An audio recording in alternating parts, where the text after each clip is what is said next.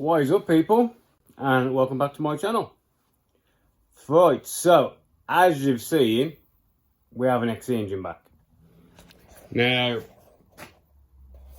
it's basically all together. All I've done is I've put the flywheel on, the ARP bolts for that, the black diamond clutches in there, all the new cam belt stuff's in there.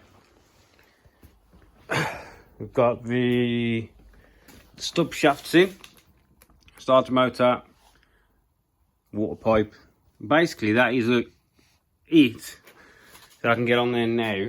So what we need to do now is uncover the car, get the car back over here, put all the engine mount on the engine, stick the engine in the hole, drive shafts in, exhaust, radiator, bit of wiring. We can't get it running or anything because I've got no oils and I've got no Webbers yet. The parts are still at the blasters. So, but what we can do is get it in the hole.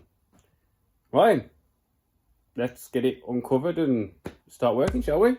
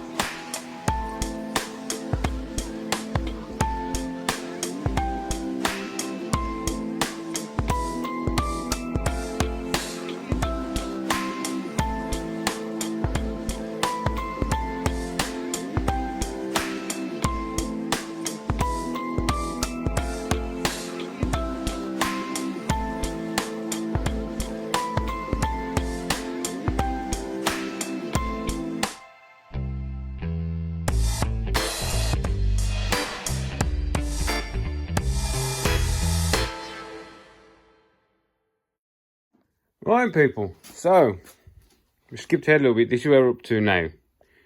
Engine's in, mounts are on, alternator's in. So with this one it brackets to there, and then this is a Ford CVH alternator bracket, and in here I'm going to just show you. I'm getting an Allen key. Where's the Allen keys gone? Honestly, I've got like 5 sets of Allen keys out. You never find the one you need. That one. So if I just whip this cover off.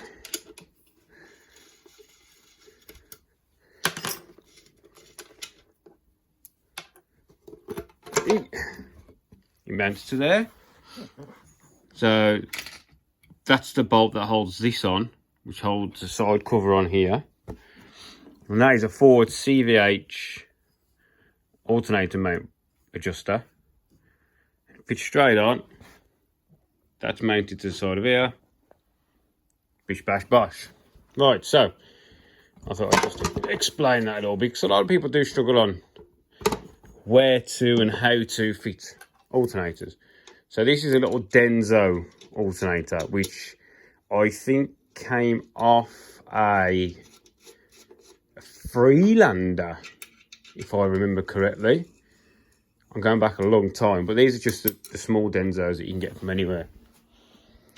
So manifold's on, the rest of the exhaust's on, and if we look on this, it's custom made, and look how high it sits up. Yeah, there's just that flexi that sits a tad low, but it's right up in the body. So that's on, gearbox is in, gear selector's on. This is an extra steady, which doesn't actually come with this kit. That's a mini one. And all I did was drill the gearbox case in there to hold the bolt. And on the AMT subframe, there is actually a hole there for something. And I used that. It's a bit of extra top end support. There's a problem with a lot of these mini kits is all the mounts are down low. So there's nothing that actually stops the top rocking around. And when a torquey motor like this, you do need some top support. If you look, my highest mount is there, which is just above the crank. Right, so you need something a little bit higher and definitely over this side. So water pipes from the heater, they're on. Starter motors in, wired in. This is on there. This goes to my header tank. When my header tank is here, this is a Vauxhall Corsa B, I think. And that bracket there just bolts to the one on the mini bulkhead, that original one, and then goes through that bar. Then that goes to that tube there, and then this one goes to the radiator, and then this one comes across and goes into the inlet manifold here to help bleed off. So yeah, most of the looms ran to where it needs to be. I've had to do a little bit of tidying up of the loom because it's had some small mods, so we've cut all them out.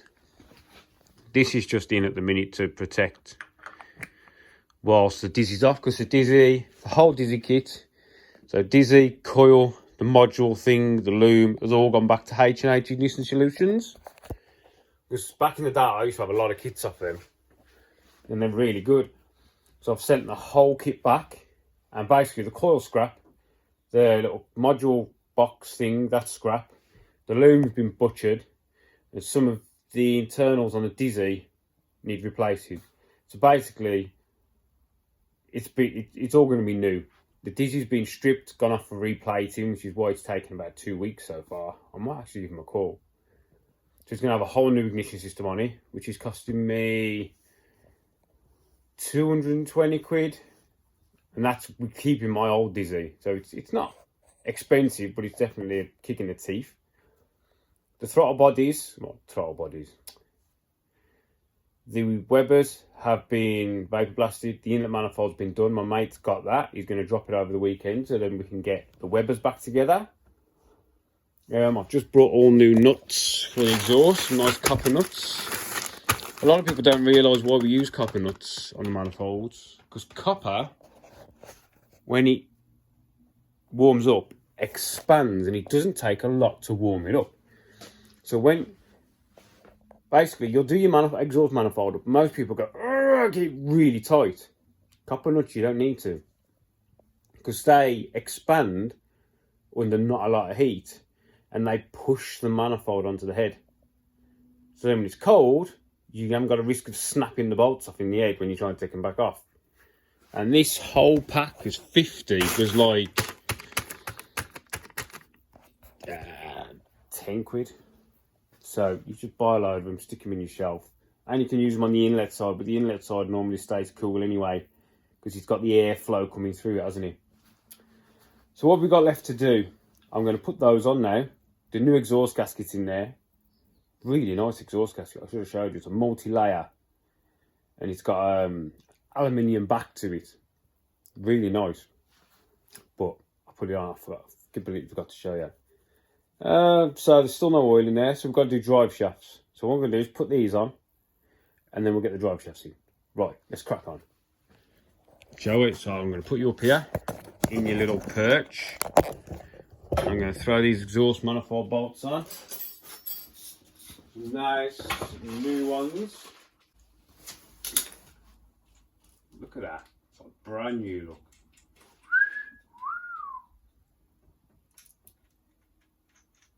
And these nuts have the little tabs inside, which are slightly smaller thread depth. Smaller thread depth. So they grab the threads. It's like a lock nut, but it's not a nylock lock nut. You can't really use nylock lock nuts on an exhaust, can you? Because it'll melt.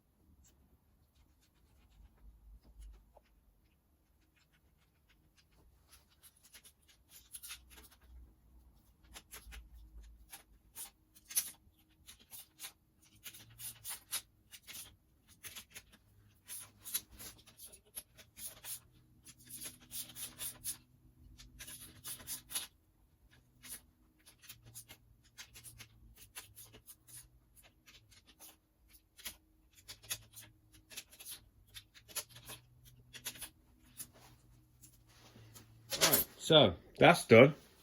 Now we need to do the drive shafts. So we'll get the CV joint out, because the drive shafts are behind me.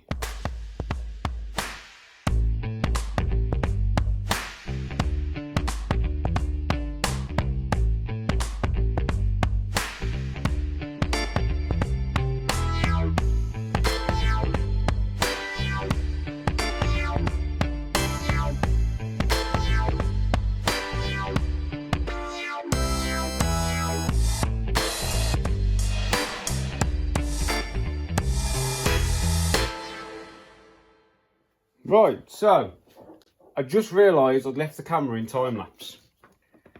So what we're trying to do now is get the CV joint back together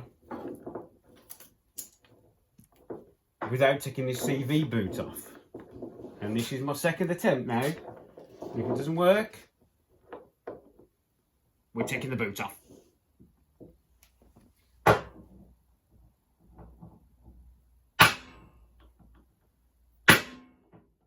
It's going in. It's going in, people.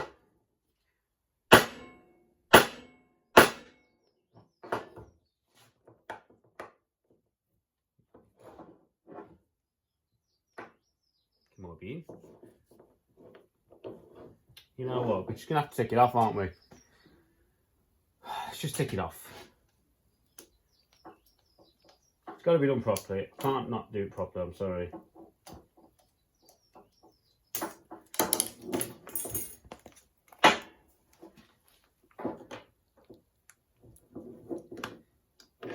Right. Doesn't go in anyway. Plenty of grease in there, don't there? Yeah? Yeah, there's loads in there. Right, so. You know what? Let's just pull a new bit more and put grease in. This is the grease I use. Ford stuff. Really good stuff.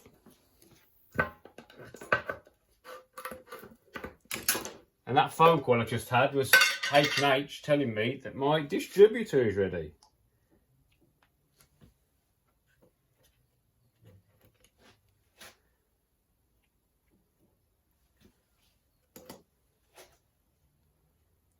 Which is a bit of a bonus, isn't it?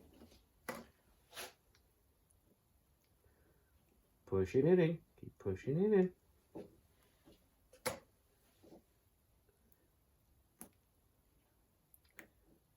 Yep. Best way to do it with your fingers. That's what I find.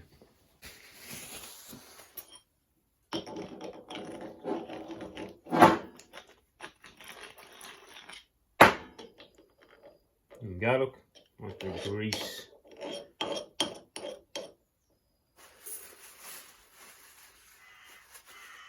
Yeah.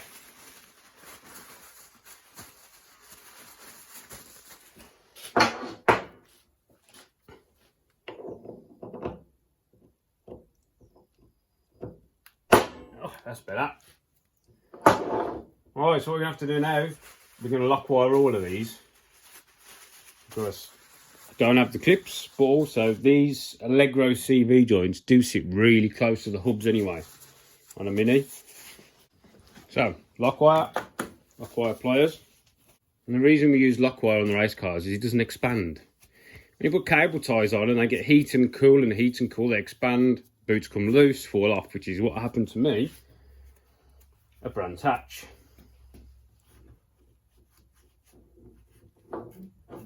Which is not what you want happening to you on the road. Throwing grease up everywhere. Yeah?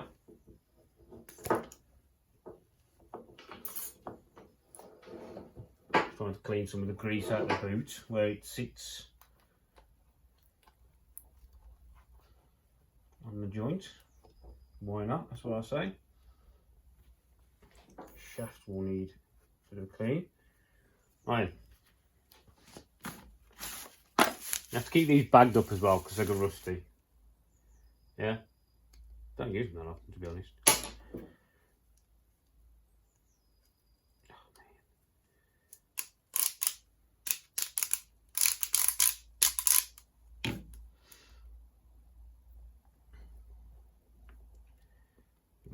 these a couple of times. This lock wiring stuff is quite cheap as well, to be honest, for the amount of wire you get for your money. Yeah.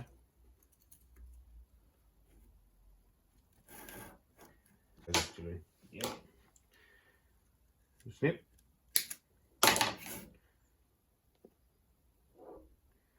I always need more than I need.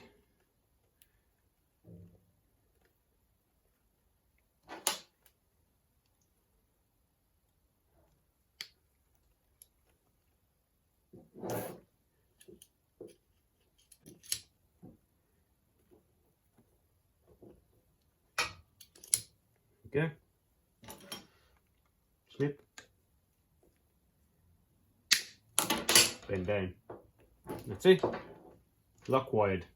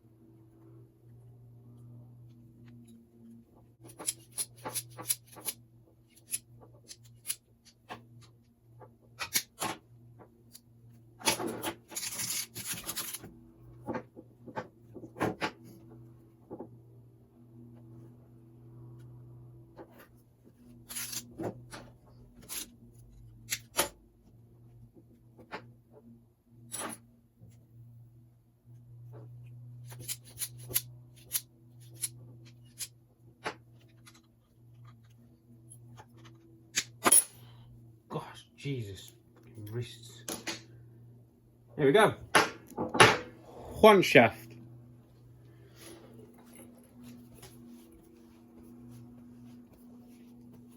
Oh, wrist, Jesus, right. And that one's never been off, but what we'll do, it's a bit loose, so we'll inspect that one anyway for grease. Right, let's get this number one shaft in, shall we?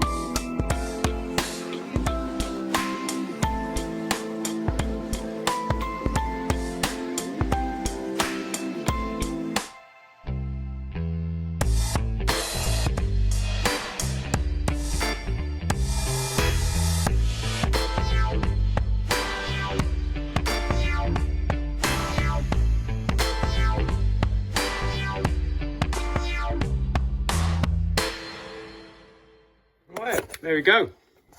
Drive shafts in. So this side runs a split shaft. So you have the one there, then you have like a dummy shaft that sits about here. Yeah, see it there? And that goes into the gearbox. They're off like Calibra turbos and stuff.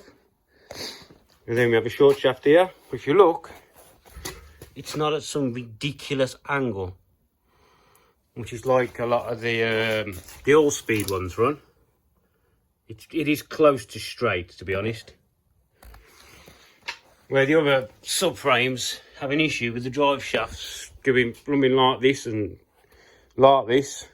The AMT frame doesn't suffer with that issue.